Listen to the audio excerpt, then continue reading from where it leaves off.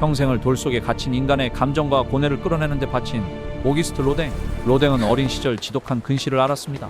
글자를 또렷이 읽는 일은 늘 어려웠고 학자들 중 다수는 그에게 난독증과 같은 학습 장애가 있었을 가능성을 말합니다. 그는 글과 이론의 세계보다는 손으로 만지고 형태를 느끼는 세계에 더 익숙한 아이였습니다. 훗날 로댕은 이렇게 말합니다. 나는 눈으로 보기보다 손으로 느끼며 배웠다. 이 결핍은 그를 멀어지게 하지 않았습니다. 오히려 촉각과 형태 감각을 극단적으로 발달시키는 계기가 됩니다. 로댕은 경찰서 서기였던 아버지와 평범한 주부였던 어머니 아래에서 자라 예술적 후원이나 인맥과는 무관한 환경에서 성장했습니다. 그는 독학에 가까운 방식으로 조각을 배웠고 남의 작업을 돕는 하청 조각가로 오랜 시간을 버텨야 했습니다. 이 시기 로댕은 이렇게 배웠습니다. 살아남으려면 내 손이 나를 먹여 살려야 한다. 로댕은 당대 최고의 미술학교인 에콜대 보자르에 3번 도전합니다. 소묘는 합격했지만 조각 시험에서는 3번 모두 탈락합니다. 전통적 이상미에 맞지 않는다는 이유였습니다.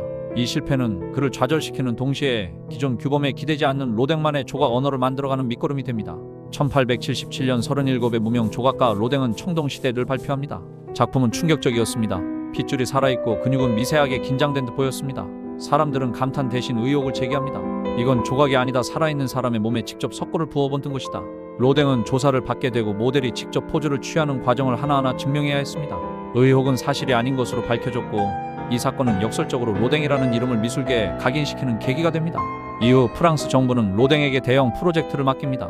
장식미술관의 출입문 지옥의 문입니다. 로댕은 단테의 신곡에 빠져들었고 수백 명의 인물을 문 위에 쏟아냅니다. 우리가 잘 아는 생각하는 사람 역시 원래는 이 문 위에서 지옥을 내려다보던 작은 조각이었습니다. 로댕은 이 작품에 무려 37년을 바쳤지만 끝내 완성하지 못합니다. 어쩌면 그는 삶 자체가 완성될 수 없는 고뇌의 연속이라고 생각했는지도 모릅니다. 로댕의 작업실에는 언제나 조수들이 있었습니다. 그중 가장 뛰어난 감각을 지닌 조각가가 까뮤 클로델이었습니다. 두 사람은 사랑했지만 작품의 이름은 대부분 로댕의 것으로 남았고 그녀의 이름은 기록되지 않았습니다. 이것은 개인의 선악이 아니라 당대 예술 구조의 현실이었습니다. 로댕 이전에 조각이 신과 이상을 닮으려 했다면 로댕 이후의 조각은 비로소 인간을 닮기 시작했습니다. 거칠고 상처 입고 완벽하지 않은 존재 그는 돌 속에서 우리가 애써 숨기던 인간의 얼굴을 꺼내 놓았습니다. 지금까지 돌의 인간의 숨결을 불어넣은 예술가 오기스트 로댕이었습니다.